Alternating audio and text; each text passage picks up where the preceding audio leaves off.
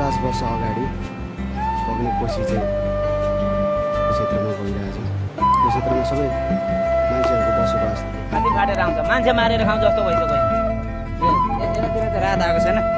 हाम्रोतिर भाँडो दियो, तिरपाल दियो, खानु छैन। 8-10 पुगे, 1 किलो चामल दिएन कसैले।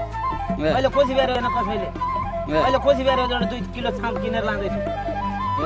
अनि यहाँ चाहिँ लुटेर उतै रोक पानी छैन, एउटा कल छैन। 5,000 जनतामा एउटा कल छैन, पानी आयो। यो पानी खाएर त्यस्तो हो।